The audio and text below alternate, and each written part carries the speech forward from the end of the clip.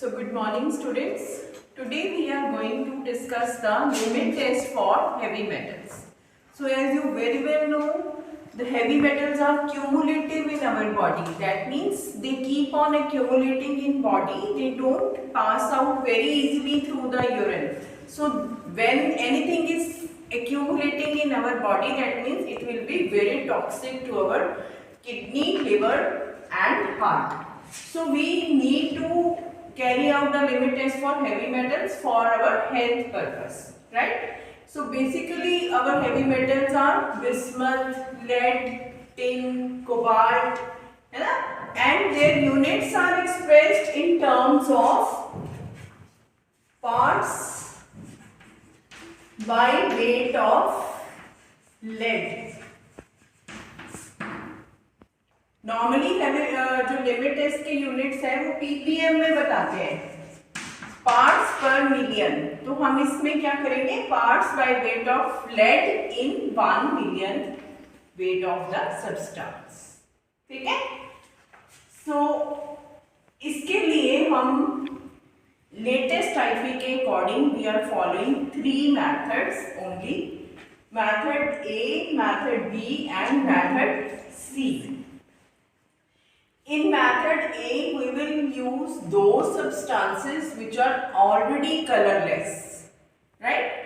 So we will take 2 Nestler cylinders, standard as well as test. In the standard, we will add 1 ml of standard lead solution, and in the test, we will add the test sample, whatever is given in the book, or for whatever the test sample, we have to analyze the limit test for heavy metals. So after addition of standard lead solution in Nestler cylinder, we will add 25 ml water to both the Nestler cylinders, standard as well as test. Then we will add 5 ml of dilute acetic acid to both the Nestler cylinders to adjust the pH. Acetic acid is added to adjust the pH up to 3.5. We want the acidic pH in the range of 3 to 4, right? So this is added to adjust the pH up to 3 to 4 pH range. Then we are adding 10 ml of H2S solution, hydrogen sulfide solution. What is the purpose of adding this H2S solution is it will react with the lead nitrate which is present in your standard lead solution. It will react with H2S in the presence of acidic medium which is given by acetic acid to give you the black or brown colored sulfides of lead, right?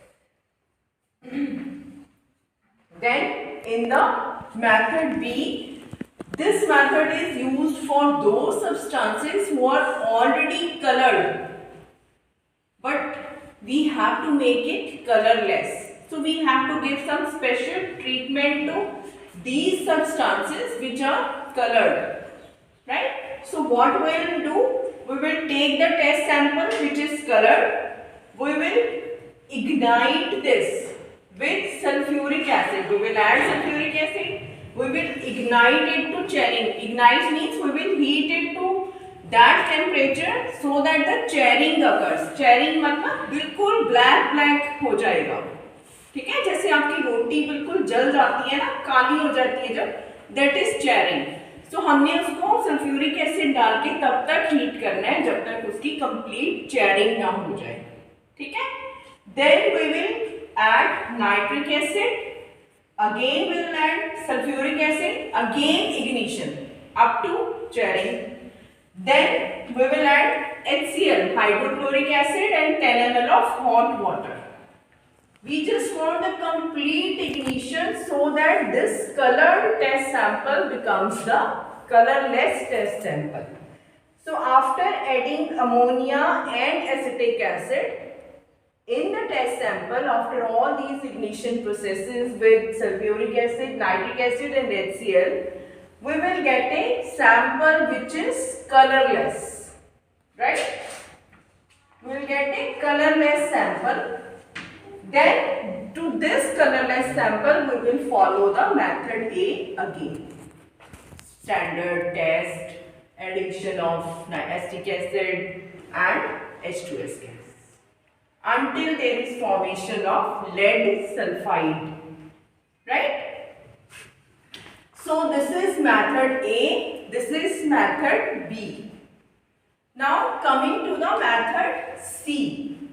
Method C is used for those substances which form clear and colorless solution with sodium hydroxide. So this is the main difference between method A and method C. In method A, we are using acetic acid and hydrogen sulfide, and in the method C, we are using sodium hydroxide to give you the alkaline medium, and instead of hydrogen sulfide, we are using sodium sulfide. These are the main two differences of method A and method C. Right? Here we are doing the test in acidic medium in the presence of acetic acid. Here we are doing the test in alkaline medium, which is given by sodium hydroxide. Right? It is a strong base. You very well know sodium hydroxide gives you alkaline medium because it is a very strong base. So we will again take two Nessler cylinders, standard and test. In the standard, we will add standard lead solution and we will take the test sample to be analyzed. We will add 25 ml water, then 5 ml of dilute sodium hydroxide to give you alkaline medium. Then in both the standard and test Nessler cylinders, we will add sodium sulfide. This sodium sulfide will react with the lead nitrate present in the standard solution. Take a standard lead solution and they will form a sulfides of lead, which will give you brown coloration. Right? So these were the three methods.